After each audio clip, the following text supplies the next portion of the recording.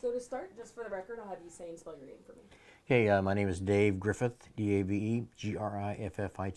Perfect. And then just to start, tell me a little bit about yourself. Um, I've been in the house for the past 6 years.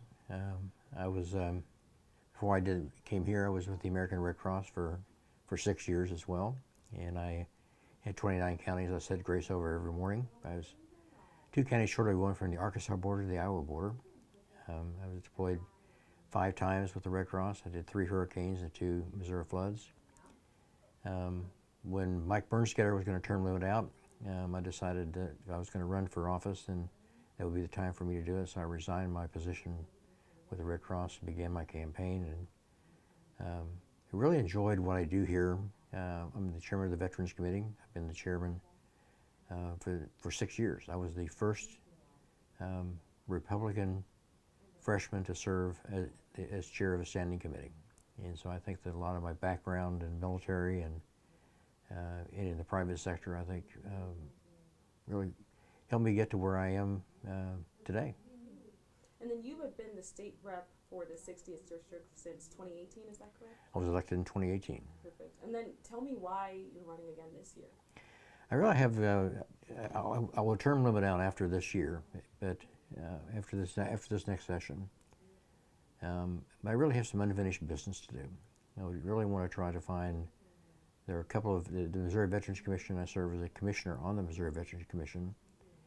I'm really trying to find a more sustainable source of income and funding for the Missouri Veterans Commission. Every year the commission has to go through appropriations in order to get the money they need to survive. You can't have any business that I know of can't really be sustainable for any period of time if they don't have a 5-year plan or if they don't have a 10-year plan. Missouri Veterans Commission can't do that because they don't have a budget item that is listed as a line item in the budget every year to where they know they're going to get $50 million.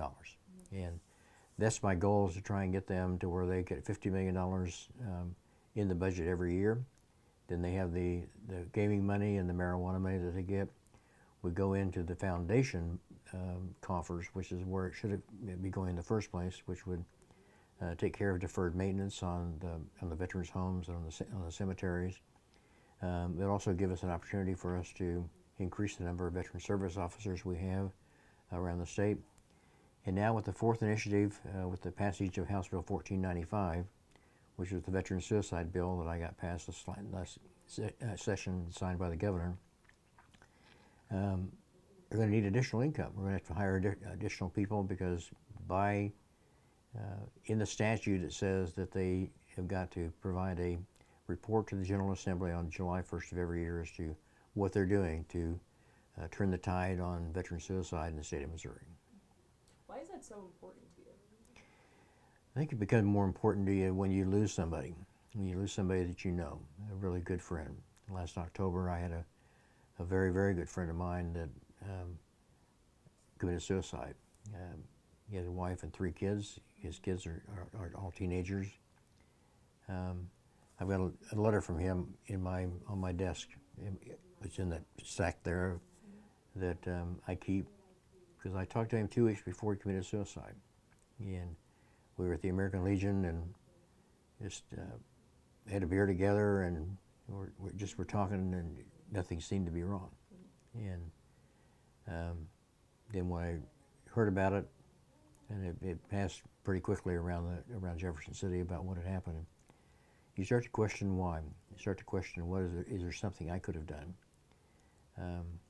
And I think that, and I had an interim committee 3 years ago that dealt with veteran suicide and mental health. And we had families that came in that testified. And those are the people that I'm real concerned about. Those are the folks that are still here. And those are the ones that are asking why. Those are the ones that have to face Thanksgiving and Christmas and birthdays and events that they did all along, and now he's no longer there. So I think when it hits personal, then I think it changes your whole perspective. You look through a different lens than you did before, and I want to try to help those families. I want to try and help those. I want to help the veterans, but in the long run, I want to help the families as well, in trying to find the cause and effects and solutions of what we can do. And then we're a little bit under a month until Election Day. Kind of, how has the campaign been going, and what have you been hearing from voters? And you've just talked about one of your main priorities, obviously, is helping these veterans. But what would be your first priority if you are reelected? My first priority would be Senate Bill, House Concurrent Resolution, Joint Resolution 75 was what I had last year, and that is to for 100% disabled veterans to get personal property tax exemption, so that they wouldn't pay personal property tax at all. I've talked with collectors, not only in my county, but in counties throughout the state, and almost to the person they're saying that's the right thing to do, and that they would support that. We have roughly over 14,000 100% disabled veterans in the state of Missouri, and so the economic impact that's going to have on counties, as far as schools and services go, it's going to be negligible. But it's something the bill was actually passed in 2012, and when it was passed, the bill stated that you had to be 100% disabled and a POW. At that time, we only had 20 that would qualify, that were 100% disabled and a POW. What my bill would do would be to change one word. It would change it from an and to an or. So if you were a POW or you were 100% disabled, you would qualify for that. So that would be my number one priority. But as far as the campaign goes, we're 28 days away from the election. We continue to work hard. In the 6 years that I've been running for office, we've knocked over 30,000 doors, in talking with voters, talking with constituents. I would guess that probably over 20,000 people in Jefferson City have got my cell phone number. And when I talk to them at the door, I tell them, I said, if you've got a question, or if you don't like the way I voted on something, you can always call me. And if I don't answer the phone, then leave me a message, because I returned every phone call. And I do. I return every phone call, good or bad. I mean, I know there are some phone calls I get that are not going to be pleasant. They're not happy, but I think I owe it to them to be able to explain why I vote the way that I do. And I vote bipartisan. I don't always vote party line. If there's issues that, I think one of the advantages we have in the House is that we've got a computer on our desk. And so if I've got an issue I'm going to vote on, I can go to the county clerk's website, and I can look at the last election as to how my voters voted on a particular issue. I remember that there was one we had, it was in 2019, I believe it was, that we were going to try to repeal something that the voters had said they wanted. And I went on the website and saw that my voters indeed supported that.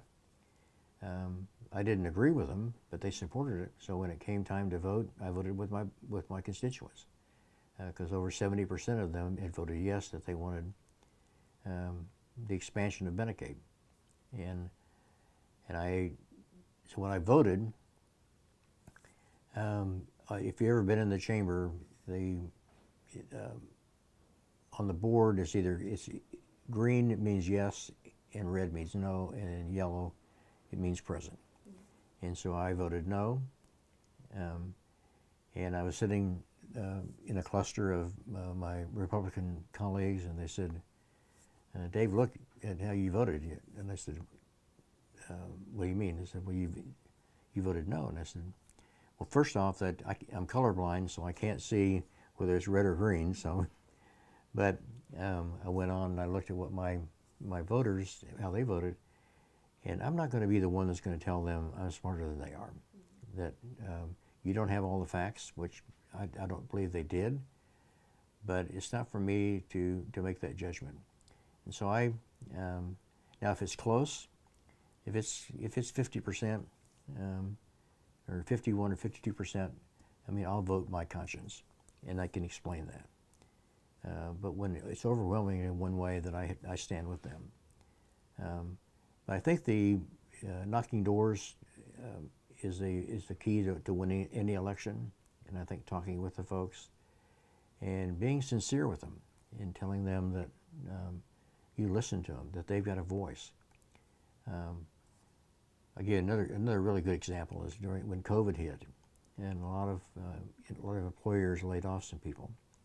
Had a gentleman that worked at Capitol Plaza Hotel, and he'd been there for, I believe, 11 or 12 years, and he lived just about a mile away from my house, and he was let go, and he was trying to get. He said for the first time in his life he was going to have to draw unemployment, and he had made every effort, and so it was getting. I mean, they had a savings that they could fall back on, but the savings was getting depleted, and he needed help with the Department of Labor to get his unemployment checks.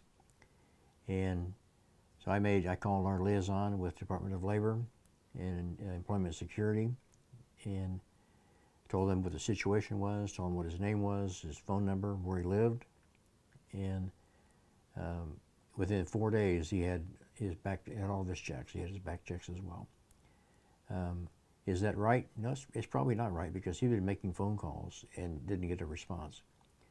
But I think as his representative, then it's my job to be his voice and to be able to try and get something done. So those are success stories that I like to tell, because I think it shows that if you build relationships with folks, especially in this building, you can be effective. I've gotten 16 bills passed in the 6 years I've been here.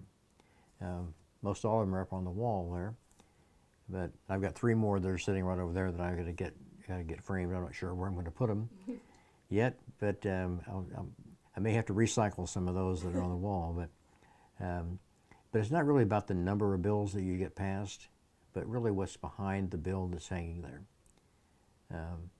The first bill I got passed was House Bill 547. House Bill 547 was really a result of my last deployment, Hurricane Harvey, down in San Antonio, Texas. I was serving as a government liaison, and I had 2 counties that I was in charge of. And in Texas, everything's big. The counties were big, and the county judge was like the king of the county. Nothing happened in that county without that judge's approval. And so I got to Gonzales County was one of those 2 counties that I had, and I got to be pretty good friends with that judge as well as his administrative assistant. And I went in one day to give them an update on service delivery that was going to be happening in their county. And his secretary said, "Today's the happiest day of the month." And I said, "Why is that?" He says, "Today is graduation day." I said, "We're going to graduate 32 veterans from our Veterans Corps. And these are veterans that found themselves on the wrong side of the law. They had pretty much given up on society, and they felt like society had given up on them. But they could go through this it was 18-month-long program to where they had to P-test every week. They had to have meetings. They had to do counseling. There was just a benchmark of things they had to do in order to graduate from that. But once they graduated, their record was expunged. So they were given a second lease on life. And so I said the first bill that I'm going to get passed is going to be a bill to mandate, and that's a word in this building that people don't like, but to mandate that every circuit court in the state of Missouri has a Veterans Treatment Court. And I gave them, that was passed in 2019, and I gave them until August 28th of 2021. I gave them 2 years to get it done. And so now every circuit court in the state of Missouri has got a Veteran Treatment Court. And it's just made a real difference in a lot of veterans' lives. I've been to 7 graduations, and truly they say there's not a dry eye in the place, and there isn't, because these are men and women that felt lost. They felt like they couldn't do anything, and now they're sober, they're clean, they're productive citizens of the state. So, yeah, I like what I'm doing. Term limits are a thing that where I don't have a choice, that I won't be able to run anymore, which I think is at first I didn't like it, but now I think it's a good idea where we can bring new people in, new ideas in, and it keeps it fresh, and I think that's a good thing for Missouri. Talk to me a little bit about your thoughts on Amendment 3, and do you think that the initiative petition put on the ballot needs to be replaced or changed at all? Well, I think first before I talk about Amendment 3, I want to talk about the initiative petition process. I think that, and I've said this for the last 6 years, when I'm talking with voters at the door, or people that come into my office, I think any time we change our Constitution, we need to be very thoughtful about how we do that. We need, if we have 450,000 people that can sign a piece of paper, and they can file that piece of paper and they can get an amendment that's put on the ballot to change our Constitution, I think it's wrong. I think it's wrong because we're a state of over 6 million people. So we have 450,000 people that are being a voice for those 6 million that may not reflect what their thoughts are. With regard to Amendment 3, I think that it's gone too far. I think Amendment 3 is a misnomer. It's misnamed. It's not about women's health. It's about abortion, plain and simple. And I think that I'm pro-life. I think that the baby doesn't have a voice in this. The man, it takes 2 people to make a baby, and the man doesn't have a voice in that as well.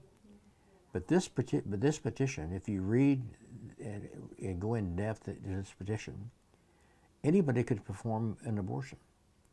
I mean, you could perform one. You could set up your own shingle and in front of your office, or get an office, and you could do it. And if something went wrong and the mother died, there's no legal recourse for you. And I think that it's wrong on so many levels. And I've been against abortion for all my life. As a matter of fact, my wife, when we found out that we were pregnant with our daughter, the doctor, we'd only been married for 2 months, and he said, you know, you really don't have to, because this was in 1973 when Roe versus Wade passed, and he says, with the law now, you can abort this baby. You don't have to keep this baby if you don't want to.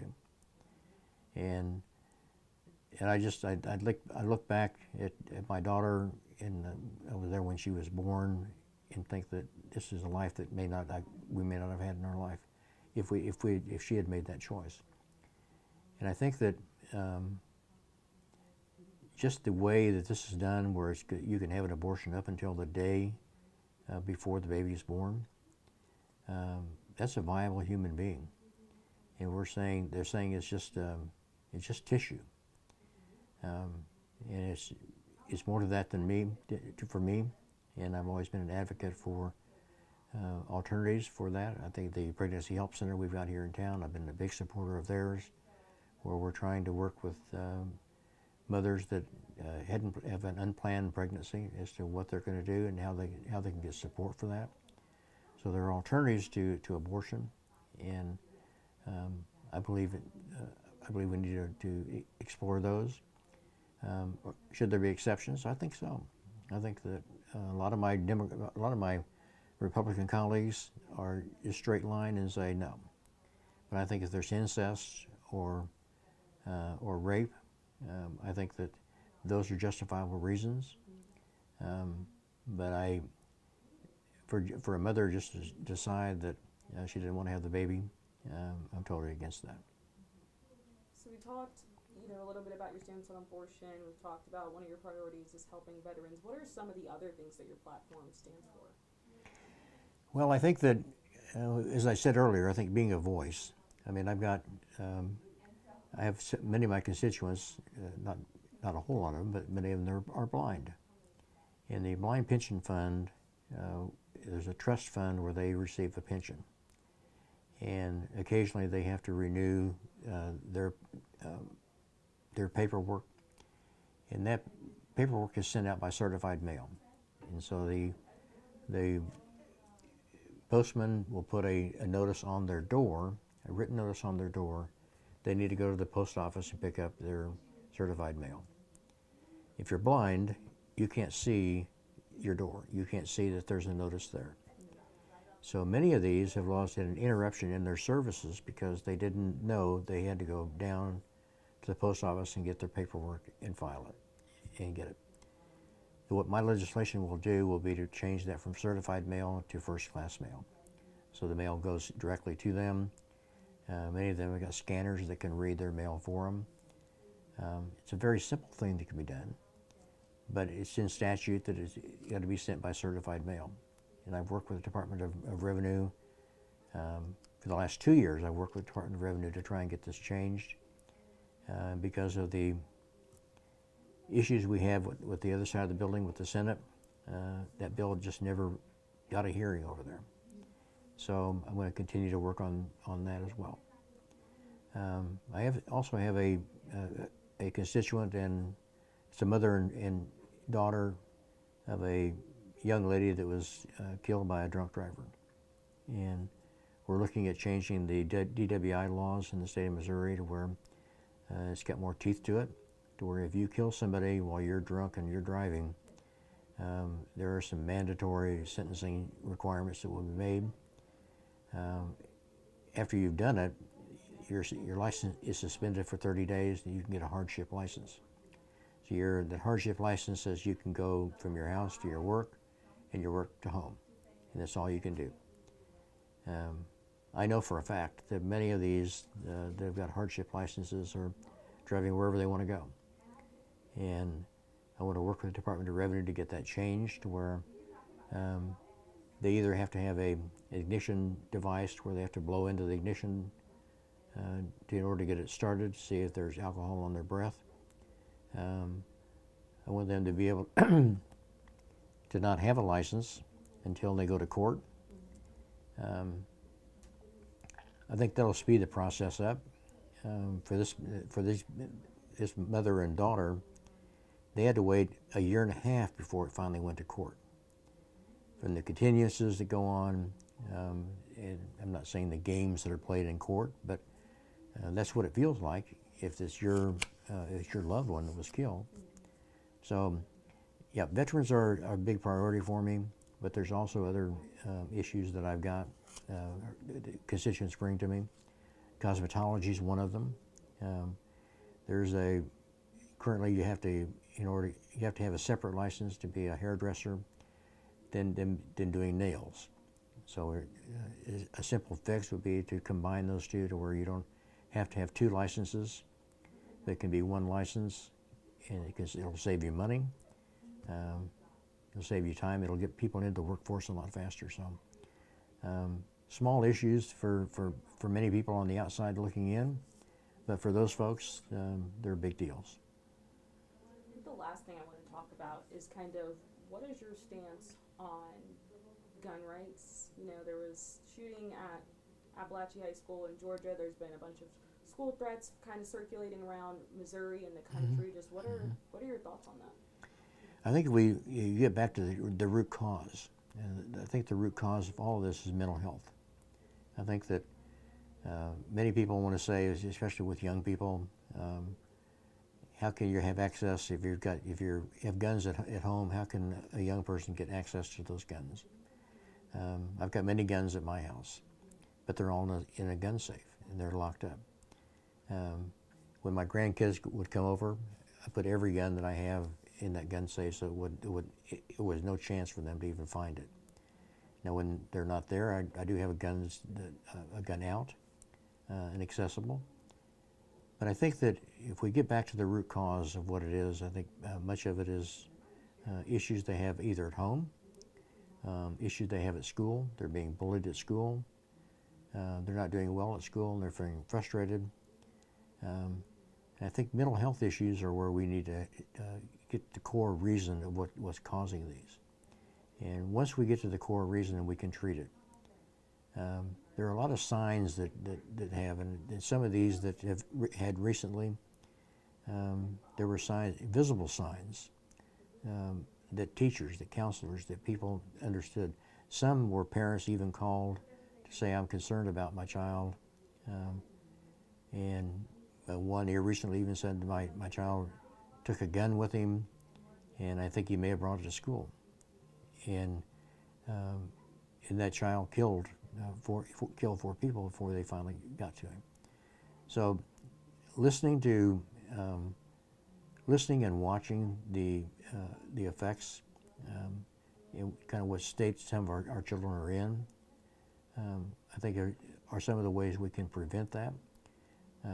We're not going to solve the problem completely, but I think that if we had more counselors in schools, if we had an avenue where kids could go and felt safe, that they could go to somebody and talk to them and tell them what's going on.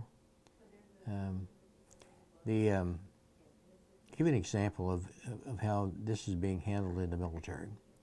The National Guard, in every unit in the National Guard, they have a suicide prevention officer. It doesn't have to be an officer, it can be a non-commissioned officer, but it's somebody that's assigned to that, to each company or to each battalion. I think it's down to a company level now, to where that suicide prevention officer needs to know their people. And when I say know them, I mean it's more than just knowing that they're married, they have 3 kids and 2 dogs, and they know where they live, but it's knowing them to the point where when you talk to them and they talk to you and they look you in the eye, and you can tell there's something going on with them, and you know them that well that just by their actions and by the words that they're speaking, that something's happening with them. Are we going to be able to get to that level with kids in school? I hope so. I mean, I think a lot of our teachers get to know who their kids are so well that they can tell if there's something going on. But then the next step is a hard one, and that is having the courage to be able to step forward and have that conversation. I'm a big football fan, and last year during the Super Bowl, during the playoffs, there was a commercial that was on. It had been on your station. A commercial that was on where they opened up, and they had people that were standing there just looking in the camera like they're trying to find the right words. And they had 4 or 5 people that they went through that. Then they came back, and those same people are looking in the camera and they're saying, you know, I'm here to help you. I'm here to listen. I'm your friend. I love you. I care about you. What's going on? And then you shut up and you let them talk. And that was one of the most effective commercials as far as suicide prevention that I had ever seen. That same type of same scenario, I think, can be put forward when it comes to our kids, when it comes to the school shootings. I was disturbed with the number. Ashland had 2 within 2 weeks. Hallsville had, Blair Oaks had one. Russellville had one. I mean, these are all communities in and around central Missouri where we're saying this kind of thing doesn't happen here. It can happen anywhere, and we need to open our eyes and try to find ways that we can listen to these kids and deal with what they're dealing with, because it's not easy. My grandkids are all grown now. Well, the youngest one's 19 now, but when they were growing up, they faced many of those issues, but their parents and as their grandparents were there to support them and listen to them. Is there anything else that you want to add that's important that people should know, you think? No, I think probably the one thing I want everybody to know is to vote. There's something wrong when we are excited about 30% of the vote turning out for a primary election, or 20% of the people. You got 20% of the people that are making decisions for the entire community and for the entire state. I think we need to get excited when we've got 90%. Still 10% the people that decide not to vote. I represent 38,000 people. In my district, of those 38,000 people, 21,000 vote. So that means 17,000 people that are in my district choose not to vote. And if you were to sit and talk with them and ask them why, they say, well, I'm just one person. Well, I've got colleagues that are here in the House that some of them won their election by 11 votes. So when you're out knocking doors, one thing they told me right from the very beginning, when you're at the end of the day, when you're tired and your feet hurt and you want to go home, knock one more block and talk with more people, as many people as you can. But I would encourage people to get out and vote. And your voice does mean something. We're fortunate in this country to have the right and the privilege to vote. And we need to exercise that privilege. Anything else? Nope. Perfect. Thank Okay. you so much. I appreciate your time.